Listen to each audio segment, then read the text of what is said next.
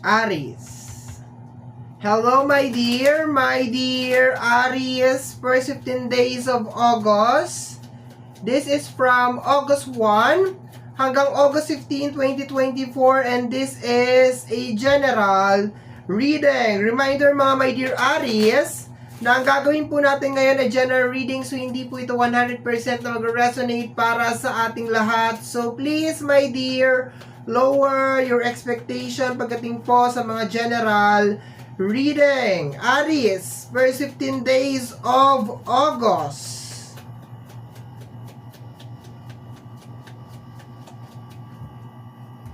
First 15 days of August para sa ating mga my dear Aries. Okay, eto daw. We have here the 8 of Cups. Pagtalikod, pag-alis, okay? Posibleng ang tinutukoy dito ay mismong action or connected sa energy of emotion because this is the 8 of Cups or the 8 of Hearts. So, posible my dear na i-detach mo yung emotion mo galing sa isang bagay or isang tao, or ikaw mismo ay mag-i-step out doon sa sitwasyon o doon sa tao na yon. Titingnan natin my dear. Kasama ng ating 8 of Hearts, my dear Aries, is the 7 of Flowers, okay? Or the 7 of Wands.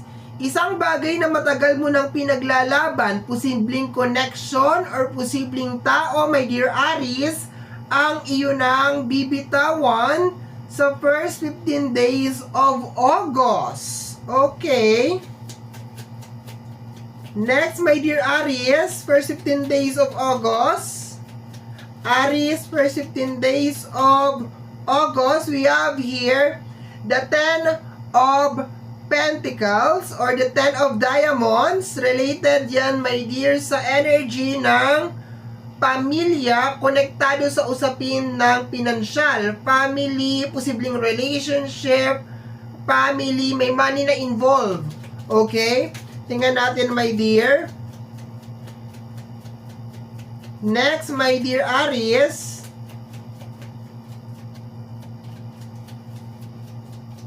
Seven of Wands.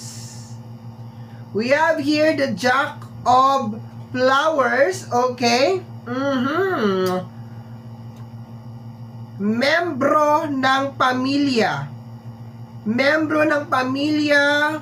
Angat na naman ang energy ng lalaki. Pwedeng bata or isip bata. Okay? Basta young yung kanyang energy, my dear. Nasa loob ng pamilya. Okay? Posible na tinutukoy dito, my dear, ay partner mo or isang membro ng kapamilya. Posibleng kapatid mo. Okay? Parang may childish siya na energy. Energy ng Earth sign, Taurus, Virgo, and Capricorn. Okay? Parang bumibitaw ka na, my dear, sa kanya. Minsan sa buhay mo, my dear, talagang ibinuhos mo lahat sa kanya. Okay? Pinaglaban mo siya, my dear. Yun na nakukuha ko dito. We have here the 4 of Hearts. Okay? The 4 of Hearts. Masyado siyang toxic, my dear. Toxic na yung connection. Toxic na yung connection. Okay? Nilulunod ka niya ng emotion. Yun na nakukuha ko dito, my dear. Tingnan pa natin. Additional message. We have here the 2 of Hearts.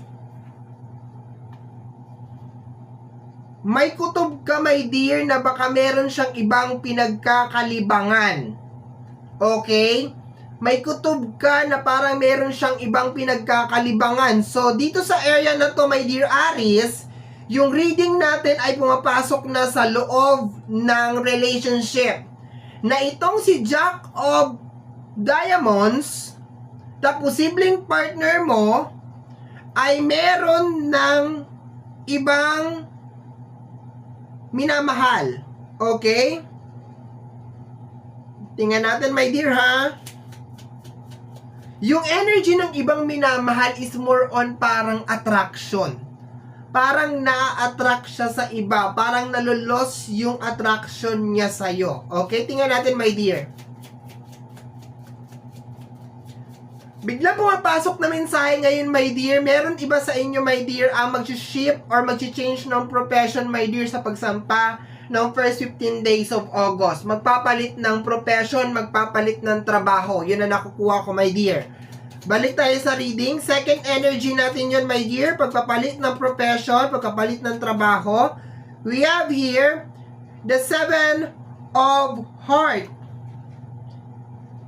My dear, kung meron kang question, the answer is yes. Kung meron kang question, the answer is yes. Yun ang sinasabi ng spirit guide over here. But sa energy ng 7 of Cups or 7 of Hearts, ang dami niya daw gustong mangyari. Itong si Jack of Diamonds, ang dami niyang gustong mangyari sa buhay niya. Ibig sabihin, ang dami niyang alam. Ang dami niyang minamanifest. Okay? Posible, my dear Aries, that you are very supportive sa lahat ng gustong mangyari nito ni Jack of Diamonds sa buhay niya. Lahat ng kanyang mga manifestation and pangarap, you are very supportive. Na lagi ka, my dear Aries, nasa likod niya. Okay? Lagi kang supportive sa kanya. Yun ang nakukuha ko dito, my dear. Next, pero may kutob na parang nai-inlove siya o nauhumaling siya sa iba. Okay? Nauhumaling. Tingnan natin, pag may lumabas na Queen, confirmation, my dear, na meron siyang iba. We have here the Ace of Diamonds. Okay? Ace of Diamonds. Posible nagkakaroon kayo ng pagtatalo or nagkakaroon siya ng problema na may kinalaman sa usapin ng pinansyal. Okay? May problema sa inyong dalawa related sa energy ng pinansyal. Kaya parang nagwo-walk out ka dito, my dear. Okay? Nagwo-walk out ka dito, my dear. Kasi toxic na yung energy niya. Okay? Toxic na yung energy niya. Posibleng meron na kayong hindi pagkakaunawaan connected sa energy ng pinansyal. Nararamdaman ko rin dito, my dear Aries, na masyado siyang gumastos. Sobra yung paggastos niya, wala na sa control. Kaya siguro, medyo nagkakaroon ka ng hinala, my dear, na meron siyang ibang pinagkakagastusan or parang meron siyang kinalolokohan. We have here the 10 of Flowers. Namumula yung reading, my dear. Yes na yes talaga. Okay? Sa energy ng 10 of Flowers, okay? Provider yung energy mo sa kanya. Taga-provide ka sa kanya. So, ito yung bibitawan mo, my dear. Itong si Jack of Diamonds. Posibleng babae ito, posibleng lalaki. Meron siyang energy. Lamang na lamang yung dalawang energy, my dear. Energy ng Taurus, Virgo, and Capricorn. And energy, my dear, ng water sign, Cancer, Scorpio, and Pisces. Hindi ko kino-close yung ibang zodiac sign. Posible din naman siya, my dear, maging very fiery na energy, which is Aries, Leo, and Sagittarius. Pero lamang na lamang yung dalawang elements ng fire, ng earth and water. Earth and water, my dear, lamang na lamang. Okay, so ang nakukuha ko dito, maliban sa meron kang question, maliban sa bibitawan mo na siya, kasi masyado na siyang toxic, maliban sa meron kang hinala na meron nahuhumaling na siya sa iba, ang tanong ko dito, my dear, is confirm ba na meron siyang nahuhumaling nga ba? Kasi ito, my dear, kutob lang to eh. Ito, kutob lang to. Hindi talaga siya confirm. Okay, tingnan natin. Sabi ko sa'yo, my dear, pag meron lumabas na queen, maski sinong queen yan, my dear, it is a confirmation. Umuulan ng alas, my dear. Okay? Kino-confirm na ng alas, my dear, nararamdaman ko, my dear, parating na daw si queen. Parating na daw si queen, okay? Parang kino-confirm na, oo, nahuhumaling siya sa iba. Okay? Ilang card na lang to? 1, 2, 3, 4, 5. 5 cards na lang, my dear. Parating na daw si queen. Okay? Nahuhumaling daw siya sa iba. Parating na si queen. The King of Cups. The King of Diamonds. Eto na siya, my dear. Anong naging role ni King of Diamonds? Yes, kino-confirm dito, my dear, na asawa mo to. Okay? Kasi kanina medyo magulo yung energy dito sa taas. Sabi ko, baka anak mo. Okay? Baka kapatid mo. Tapos bigla akong sinabi, my dear, nako-convert na yung energy sa energy ng relationship. So nakita mo yung transformation, my dear, ni Jack na diamonds papunta kay king na diamonds. Ayan, my dear, oh. Yung transformation ng dalawa. Okay? Kaya siya parang nagkakatawan, my dear, na energy ng Jack of Diamonds over here kasi isip bata. Isip bata. Pero kino-confirm dito, my dear, na ito ay partner mo. Okay? Pababayaan mo na siya. Hindi ka na magiging attentive masyado sa kanya. Okay? Partner or kasintahan or somebody na minamahal mo. Okay? Isip bata lang talaga. Parating na daw si Queen. Kino-confirm ni Ace of Hearts na parating na daw si Queen. Oh, we have here the Six of Diamonds. Okay? Six of Diamonds. May problema, my dear, itong person na to sa paghawak ng pera. Masyado siyang gastador. Okay? Last 3 cards, my dear.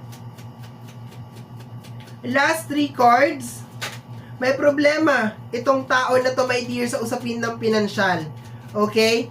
May problema siya, daing siya ng daing, pero hindi niya kinokontrol, my dear, yung spending habits niya. Masyado siyang gastador. Okay, yun ang nakukuha ko dito, my dear. Namumula yung card, my dear. Yes. Yes talaga. Sinasabi ko meron kang question, yes. Okay? Target lang nito, my dear, is love. More on love talaga siya. Isa lang ang lumabas, my dear, na may kinalaman sa energy ng career. Yung paglipat, my dear, ng trabaho. Pero so far, yes daw. Yes, kung ano man yung tanong mo, yes daw. We have here the King of Flowers. Okay, King of Flowers. Saan ka galing? King of Flowers. Okay, King of Flowers. Okay, may flowers sa taas, may flowers sa baba. Okay, my dear, posible na meron nanliligaw sa'yo, my dear. Maski na you are in a relationship, meron nanliligaw sa'yo. Okay? Malaking factor itong energy ni King of Flowers dito kung bakit you are finally moving out dito sa energy ni Jack of Diamonds na nag-convert sa energy ng King of Diamonds. Okay? Malaki yung role dito ni... Kasi dalawa lang sila na flowers eh. Dalawa lang. Okay. So, ibig sabihin, posible na merong dumidiskarte sa'yo or merong umaaligid sa'yo na Jack ay na King of Flowers. Kaya parang na-realize mo, my dear Aries, na hindi ito yung deserve ko na tao. Hindi siya yung deserve para sa akin. Hindi ko siya deserve. Okay? Next. Last 2 cards na lang, my dear. Last 2 cards na lang at wala pa rin si Queen. Kinakabahan ako kasi sabi ni Ace of Hearts na parating daw si Queen na magiging confirmation na meron siyang kabet. Okay? Yes, my dear. May nanliligaw sa'yo. Or may manliligaw sa'yo. At yung manliligaw na yun ay posibleng maging daan para lumayo ka dito kay King of Diamonds na meron siyang problema sa sobrang excessive spending. Okay? Pero parang parehas lang sila ng para lang silang hinulma.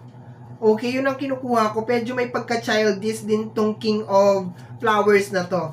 Nasaan na? Nasaan na? Nasaan na? Ito daw. The 9 of Flowers. Okay, the 9 of Diamonds. Okay. Ay! Sorry, nagulat ako. Nagulat ako, B. Promise, nagulat ako. Nagulat ako, my dear. Parating na nga si Diamonds. Nagulat ako. Pag ganun ko ng card, ala, nandiyan sa ilalim. Ala. Confirm. Yung ala. Sorry. I was shocked. I was really shocked. Sorry. Okay. Ano ba yun? Okay, nawala ako, na-shock ako, promise. Ang galing ni Ace of Hearts, ang galing niya. Yes, confirm na itong partner mo ay meron na pupusuan na iba. Eto siya. Meron man liligaw daw, medyo i-ano lang natin, my dear, i-summarize lang natin yung energy, nakaka-overwhelm, okay? Unang energy, my dear, is aalis ka na sa isang energy na matagal mo nang pinaglalabanan. And dalawa ang nakuha ko dito, my dear. Una is posibleng energy ng relationship. matagal mo nang pinaglalaban, posibleng energy ng relationship or energy ng career, kasi nakuha ko rin, my dear, na meron shift of career. Meron shift of career. Pero posibleng relationship to and energy ng career. May mga alis kasi ako nakukuha over here. Yung tinutukoy dito, my dear, sa loob ng relationship, may problema sa paghawak ng pera, magastos, maraming pangarap, posibleng maraming pangarap, wala namang ginagawa para matupad yung kanyang pangarap. Very toxic na siya sa'yo, kaya yun ang magiging reason siguro para iwanan mo siya. Pero meron pang isang reason dito, my dear, kasi meron energy na nasa katawan or nasa area ni King of Flowers na manliligaw sa'yo, my dear, sa first 15 days of August. So, posibleng ito si King of Flowers din ang maging dahilan, my dear, kung bakit finally maging buo na yung loob mo na umalis dito sa puder o dito sa energy ni King of Diamonds. Bibitawan mo na siya, my dear, kasi pakiramdam ko sobrang dependable nito ni King of Diamonds sa'yo. Ibig sabihin, ikaw yung parang nagiging taga-suporta. Sabi pa nga dito kanina, my dear, lagi kang nakasuporta sa kanya sa lahat ng mga pangarap niya, and so on and so forth. Nagulat talaga ako, my dear, kay Queen of Diamonds over here, kasi lumabas siya sa pinaka-last bottom deck of the card natin. Sinasabi ni Ace of Hearts na parating na siya. So, 'di ba? So, my dear, yun ang reading mo para sa yung first 15 days of August. Somehow, my dear, kung nagustuhan mo to, especially kung napadaan ka lang, don't forget to subscribe. Paki-click lamang po ang notification bell, di ako makamove on. Paki-click lamang po ang notification bell para ma-update ka sa aking mga upload. And free to like, free to share, free to comment sa lahat ng ating mga videos.